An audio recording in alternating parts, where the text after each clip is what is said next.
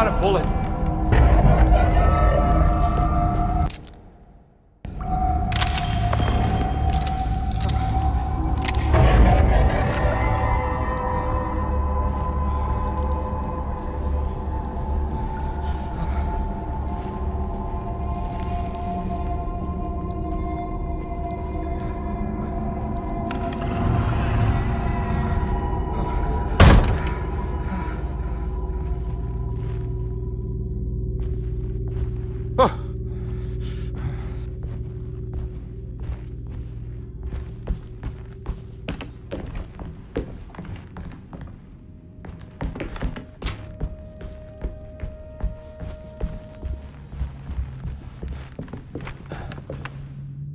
It's wedged shut.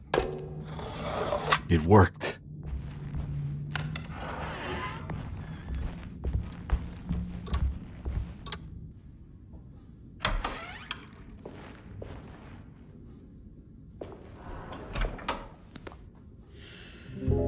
Detective Carnby, how good of you to come. Let me pour you a drink. What happened here? This place looks like it was hit by a bomb. Welcome to the madhouse, Detective. Thanks. Did the ceiling just collapse? I heard it was something in the attic, something that was supposed to happen but didn't. How that could have such consequences is beyond me. The truth is, I don't know why the room looks like this. But I bet your friend Jeremy does. You know where I could find him? Oh, somewhere in his past, I suppose. He keeps going on about that mysterious dark man. I think he is hiding from him. Or maybe he's with him. I can't really keep up. I don't worry much. Take a look around this room. You may think it looks spectacularly devastated, but I just think it's finally found its stride. It fits perfectly with the state of this place and its loonies. The same goes for the nonsense with Jeremy. In my eyes, we finally managed to match the wild ride inside all of us. Well, I'm happy you find the evening still harmonious. I hope you don't mind me setting things right. Jeremy's business, that is. This room looks beyond my capabilities. Good luck, Detective. Hope to see you again soon. Yeah. Evening, miss.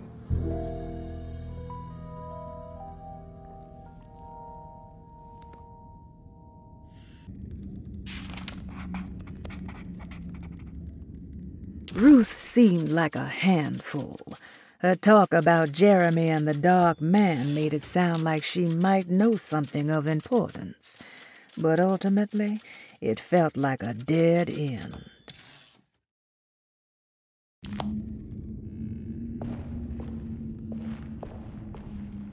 Can I get some more of that whiskey?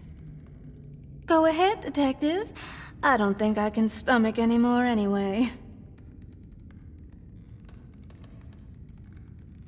Am I bothering you? On the contrary, Detective. I enjoy watching professionals at work. Well, I better get going. Bye now, Detective. Don't take any wooden nickels.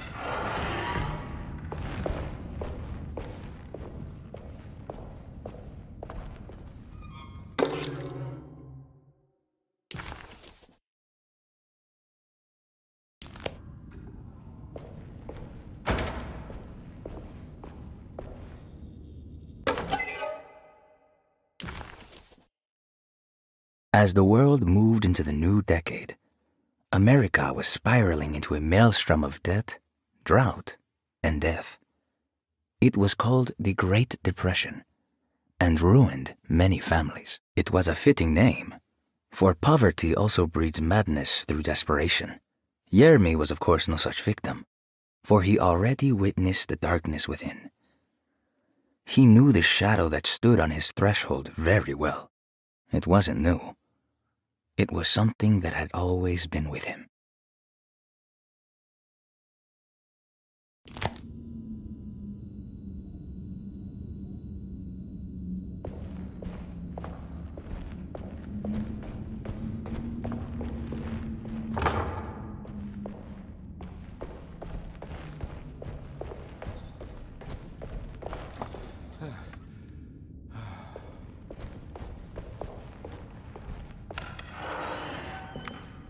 Ugh.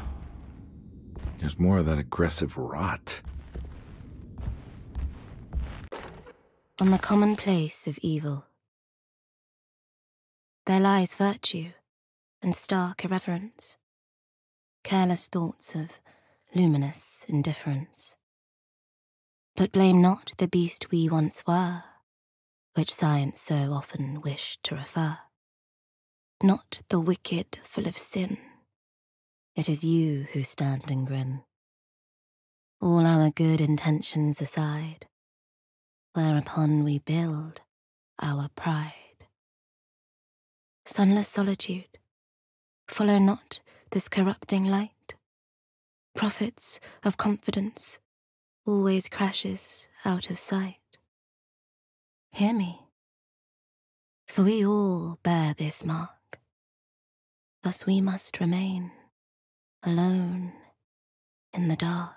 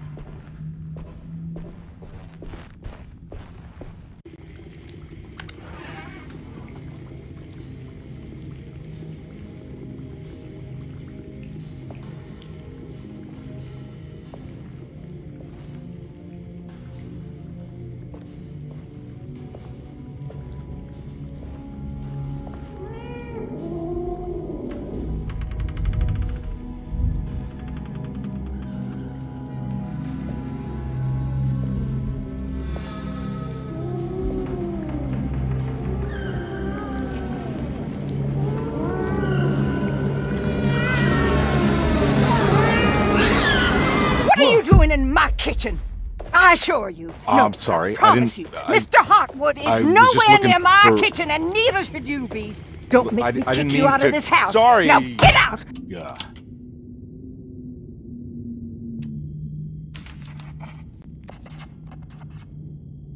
Carnby was in shock, but also a little embarrassed.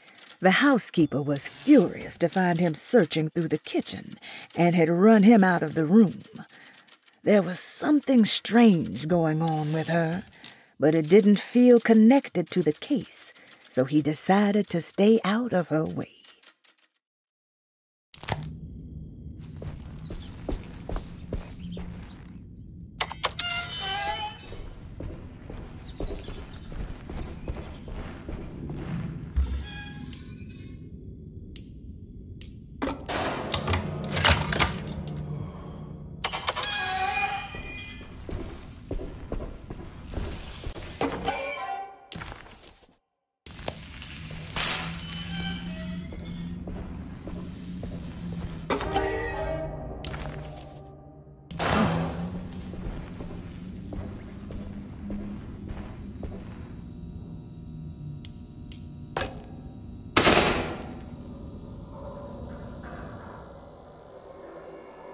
It worked.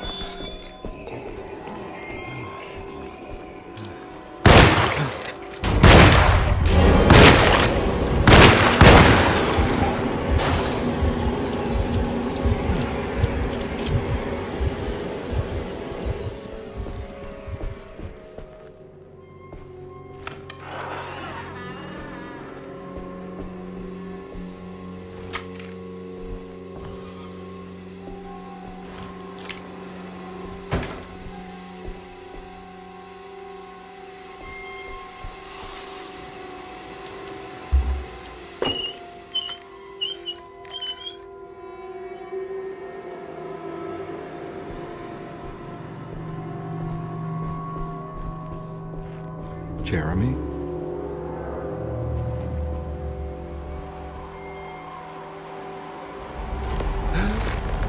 What the hell is going on here?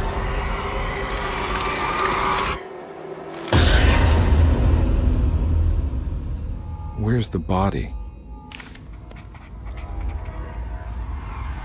Carnby didn't know what to make of the grotesque vision of the dead clerk. Was he dead, or was it all fiction?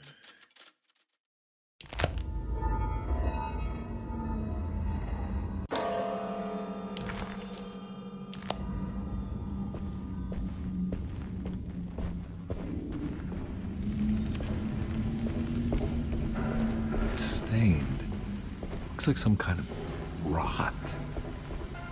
It's another plate for the talisman. Like the other one, it's broken and missing some pieces.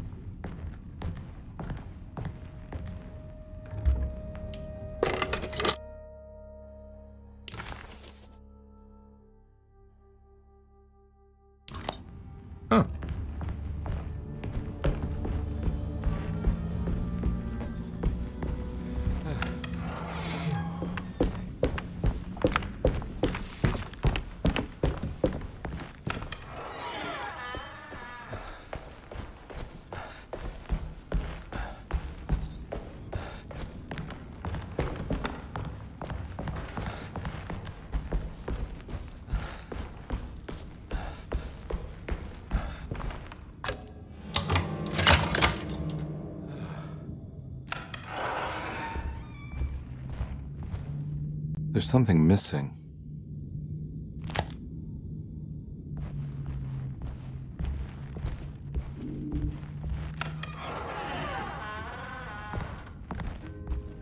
This must be that kid's room. Don't you worry, Grace. Go play your game, bleat and bellow with the others. I won't be jealous. There will be more masquerades. However, I would love it if you would finish my mask for the feast. With love, Ruth. Why does she seem so familiar?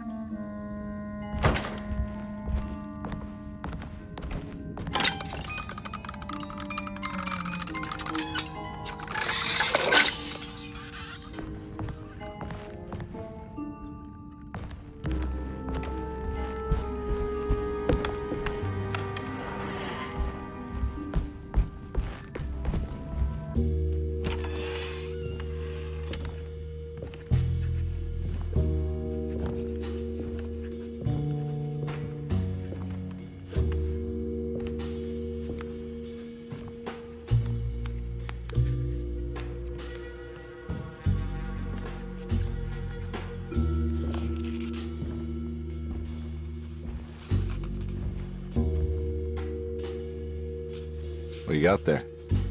You drawing something? Nothing special. I'm just bored. Do I know you from somewhere? I remember you, Mr. Carnby. From where? Don't touch that. Cassandra wouldn't like it. She wouldn't like it at all. Do you know where she is? I'd rather not talk about it. It makes me upset. Besides, she'll be back after the Feast of St. John. You think? Yup. It's all on the page, Mr. Carnby. And many of them that sleep in the dust of the earth shall awake, some to everlasting life, and some to shame and everlasting contempt. All right. I'm gonna go now, if that's okay. I don't like to stay too long in the same place. Mr. McCoffey might find me. Hey. Is he mean to you?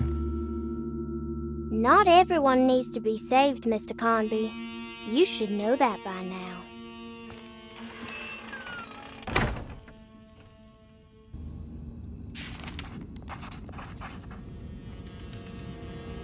Why did that girl look so familiar? Detective Carnby just couldn't quite remember. His last few years were clouded by a drunken haze, a haze which now had turned almost opaque. Considering their shared past, Grace had every right to feel slighted, but it wasn't in her nature. She was amused.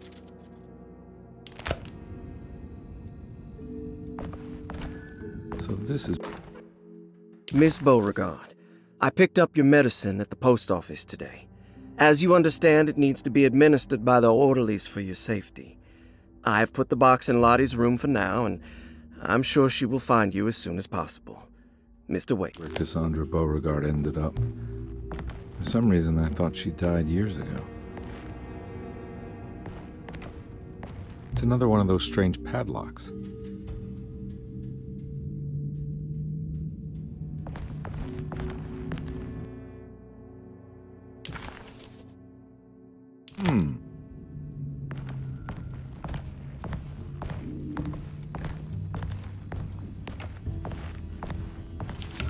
There's more of that rot again. Like it's guiding me to do something.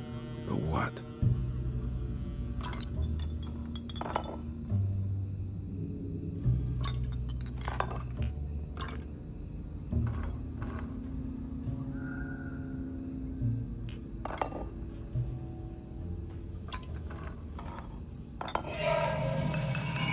The rot made the shape of a snake. There must be something important to find here. Maybe it has something to do with the numbers on the labels.